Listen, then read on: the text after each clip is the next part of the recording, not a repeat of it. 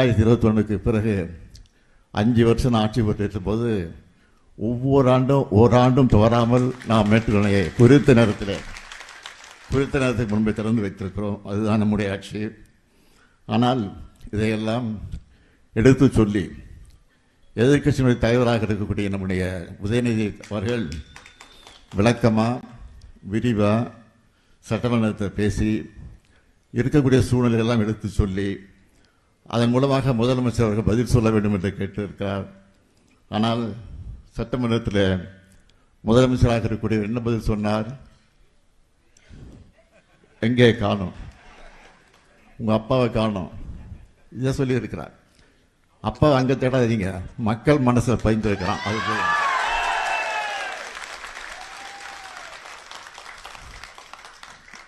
நீங்கள் தேடுறது நான் இருக்க மாட்டேன். மக்கள் தேடுற இடத்துல நிச்சயமாக நான் முதல் ஆளாக நிற்பேன். சட்டமன்றத்தில் நான் இருந்தாலும் இல்லாவிட்டாலும் இன்னைக்கு நான் மக்கள் மன்றத்தில் இருக்கிறேன் என்பதை மாத்திரம் எனக்கு எடுத்து சொல்கிறேன். நான் அரசியலுக்கு கிட்டத்தட்ட 60 வருஷம் ஆகியிருக்கு. ஆக அந்த 60 வருஷமாக மக்களாக தான் இருந்து கொண்டிருக்கிறேன்.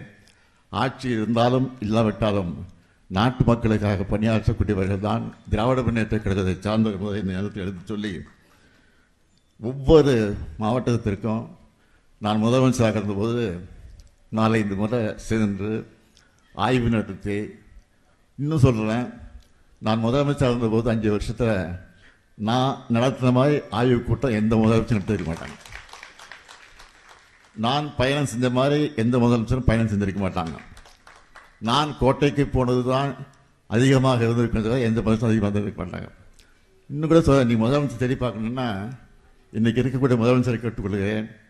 கோட்டையில் தான் கோப்புகள் எல்லாம் இருக்கிறது. ஆக அந்த கோப்புகளை எடுத்து பாருங்க, அதில் கையெழுத்து போட்டுப்பேன், முக ஸ்டாலின். அதில் நீ தேடி பார்க்க வேண்டிய அவசியமே இல்லை.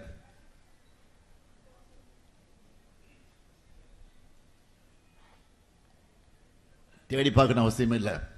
அந்த கையெழுத்தை பாருங்க, அது தெரியும் உங்களுக்கு. மகளிருக்கு கலைஞர் உரிமை தொகையாக மாதம் 1000 ரூபாய் வழங்கப்படும் கையெழுத்து போட்டிருப்பான். அங்கே ஸ்டாலின் இருப்பான்.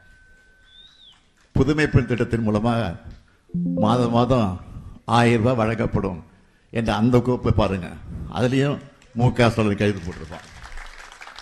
தமிழ் புதல்வன் திட்டம் 1000 ரூபாய், அதில் ஸ்டாலின் இருப்பான்.